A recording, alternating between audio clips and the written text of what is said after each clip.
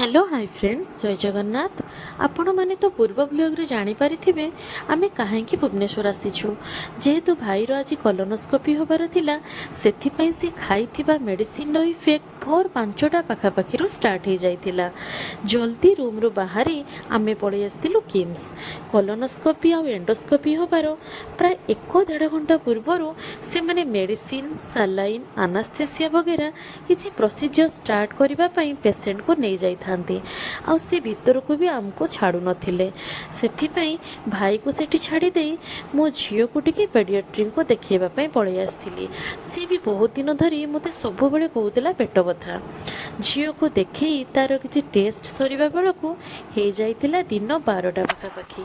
जेहेतु सकाळु केही किछि खाई नथिले सेथिपाई बोऊ को आ झियो को टिके खुएबा पई मु कैंटीन नेकी पळै आस्थिली। कैंटीन रे तो लंच टाइम हो जाइतिला सेथिपाई सेठी सेमती किछि मिली नथिला। जहाँ भी हो हल्का टिके टिफिन करदे पुणी मो भाई पाखक आम पळै आस्थिलु। 2 दिनर सबु टेस्ट रिपोर्ट आम डॉक्टर को देखैबा परे डॉक्टर लिखिथिबा मेडिसिन नहीं आमे बाहरी आस्थिलु लंच करबा पई। बस लंच सारी दबा परे आमे सीधा पळै आस्थिलु बारीपदा।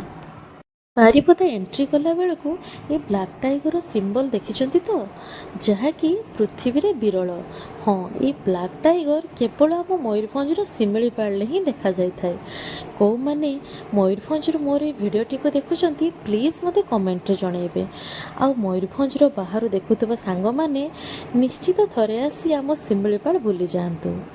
राति तो बहुत हो गलानी आमे तो आम घर पाखरे पहुँची गलुनी। रहिली सांग माने जय जगन्नाथ। पुणी देखा नेक्स्ट ब्लॉग रे।